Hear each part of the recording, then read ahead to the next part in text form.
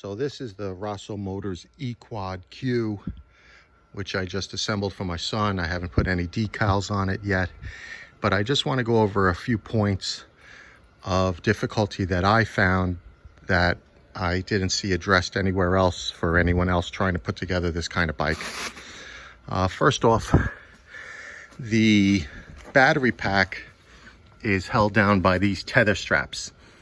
The instruction manual and other videos I've seen on some of the other Rosso Motors products have a bar system, metal bar system, that you have to use bolts to keep it down.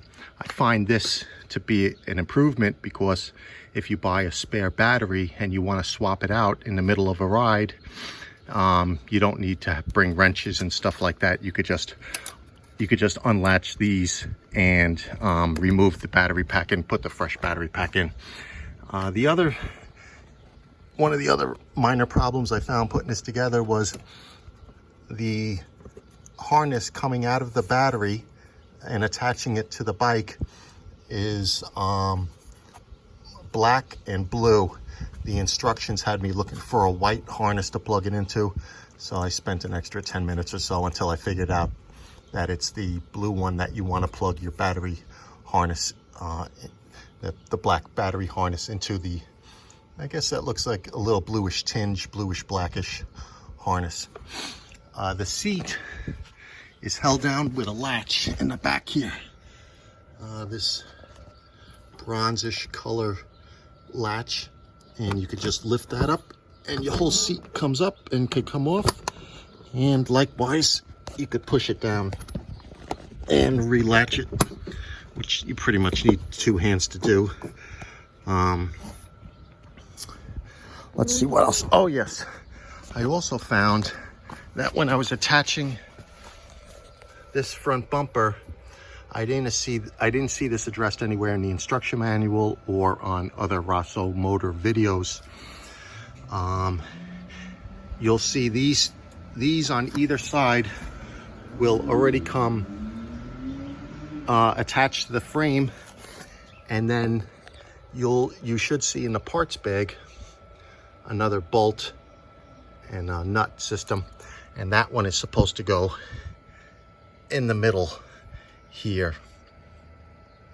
I used a bolt and nut that was attaching the frame, so I'm going to swap that out now that I realized that they gave me the correct bolt and nut for that part. And for the charger, I didn't realize where the charger plugged in at first, but on the left side of the bike, underneath the front fender, you will see a little rubber gasket that you remove just above the spring assembly, and that is where the charger plugs into. So those are the four things that I found.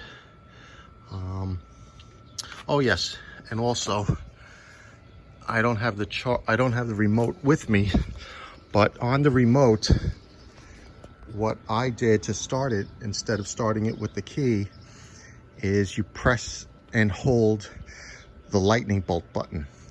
So when you have the charger, the remote, you'll see what I mean. And if you hold the lightning bolt button for about 2 seconds, you'll hear an audible signal, and then the display here on the dash will light up, and then you'll have full functionality of the bike. I also want to mention that the battery that they sent was fully charged when I hooked it up to the battery up to the charger for the first time before operating it. The charger gave a green light indication within about 3 minutes, so the battery was just about full. I've read somewhere before that's a normal course of business for them to send a full charge in the battery. So if you're putting it together for your kid, you don't have to worry about spending 12 hours to recharge the battery before you have them start riding it. Other than that, it seems like a solid piece of equipment. My son's driven it around a couple of times. He really likes it. And I just hope that these pointers maybe eliminate some time and frustration, some minor time and frustration that I had putting a bike together. All right, thanks.